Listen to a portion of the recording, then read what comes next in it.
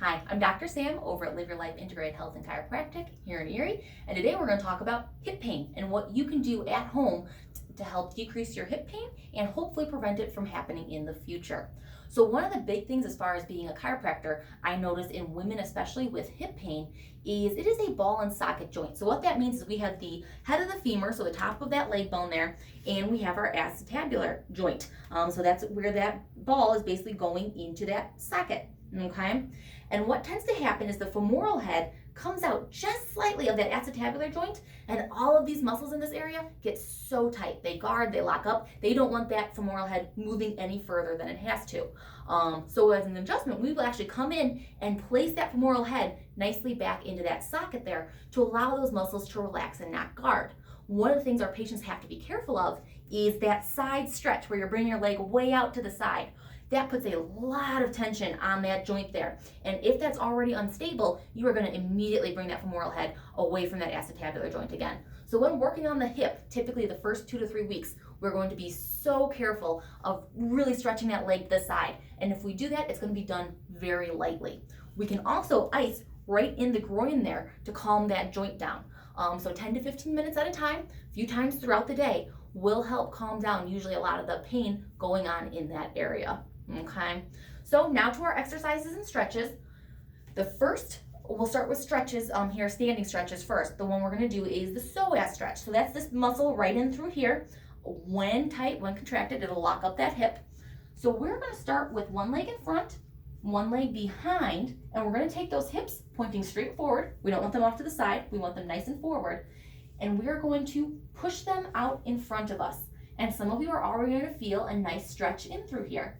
If you don't, we can increase that stretch by rotating over the front leg.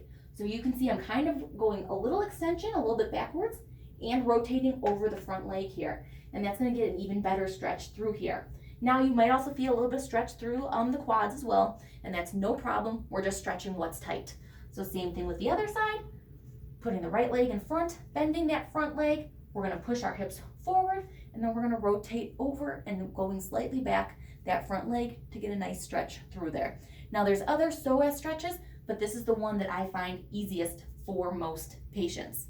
The second stretch we're going to do is to stretch out the quads. Same thing, connected to the hip here. We don't want them too tight. We don't want them pulling on that hip. So we're going to come over to the wall here, have something, a chair, wall, something like that to stabilize yourself on. And you are going to take your foot, if you're able to, we'll talk about another way in a second, and you're just going to bring it up behind you. And you want that knee pretty much pointed straight down, not all the way off over here, okay? And you want that foot right behind the butt here, not rotated all the way outside, not rotated inside. We want it very straight so that we're not putting rotational stress on the knee. Now to increase that stretch, you can either pull that foot up a little bit higher, or I like to take those hips, stand up nice and straight, and push those hips out in front of me, and that's going to get a nice stretch down that quad.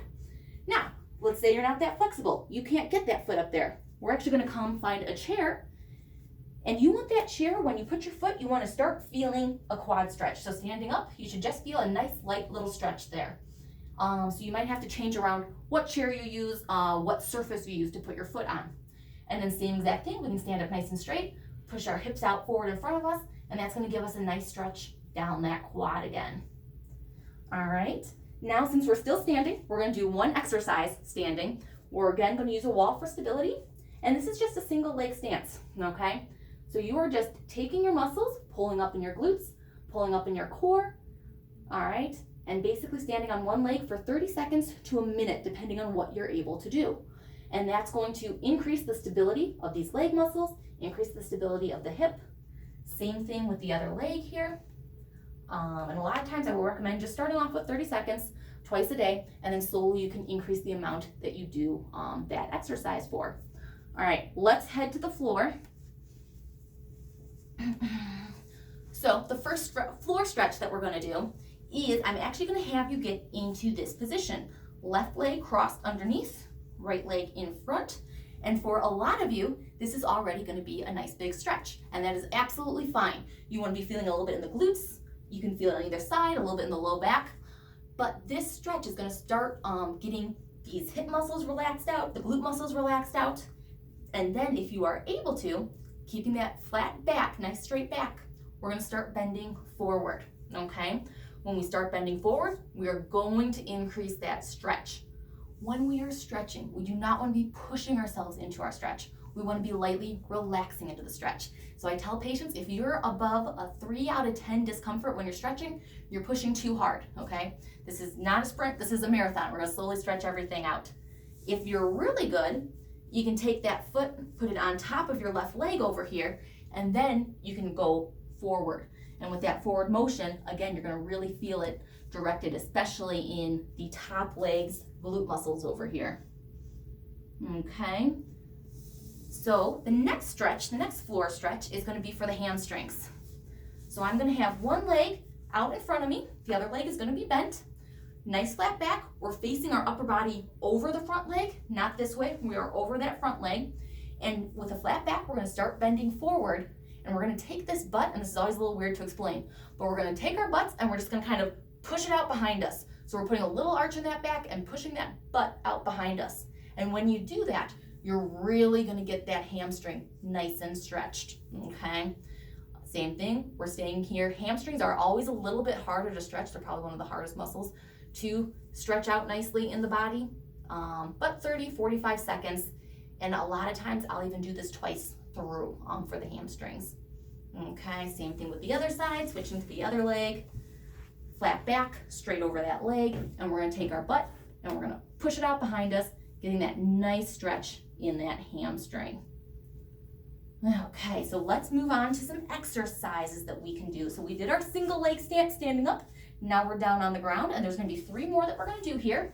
The first one is the bridge, okay?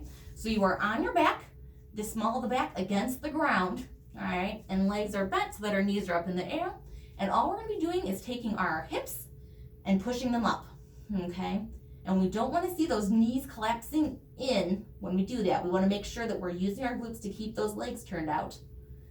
And we want this to get up into this nice straight position from the knees all the way down so that we're really using all the muscles we can. Now the other thing is we wanna think about the spine when we're doing this, and we are going to slowly roll the butt off and kind of roll up the spine, and then when we come back down, we're gonna roll down that middle of the spine, low back, and then the butt, okay? So doing typically 2 sets of about 25 is good for most people. Most people are gonna feel that afterwards. So we'll roll to the side, and we're gonna do another glute exercise called clamshells, okay? We're gonna keep our ankles together, knees are gonna start off together, and we're gonna be starting in a fairly straight position, and we're just gonna be raising that one knee and bringing it back down, using the muscles right here. This is where we kind of want to think about squeezing those muscles together. What we see with a lot of patients is that rather than just using those muscles, they will start rolling backwards in order to get that motion. We do not want to roll backwards because we're not using the right muscles. So you can do one of 2 things. You can put yourself against a wall because that will make sure that you can only use that glute muscle. It won't let you roll back to use those low back thoracic muscles. Or you can use a band, put it around the knees. You may not be able to open as far, but you'll still get a really good exercise using that exercise band around there instead. And same thing, we're gonna be doing about 2 sets of 20 is pretty good for the clamshells. And finally, we have our adductor raises. So we're gonna put one leg in front of us, and I know not everyone's gonna be able to do this. I'm gonna show one more way in a second here. But we're gonna put one leg in front of us to stabilize. The other leg is gonna be straight out. And all we're doing is lifting that bottom leg and letting it come back down, lifting the bottom leg and letting it come back down. And this is really gonna strengthen the inside of those leg muscles. Typically for this one, I like to do about 15 to 20 slow raises, and then I will do 5 sets of holding it up for 5 seconds. All right, so the last ones are just holding it here, 5, 4, 3, 2, 1, and then lowering, all right? So that's gonna really strengthen up the inside of the leg. If you cannot get in that position, we can always come over to a wall, leg slightly in front, and just bring that leg over this way. It's not quite the same, but we are still gonna use those adductor muscles. And some people, within 10 or 20 of those, you're gonna start feeling a lot of soreness in there, okay?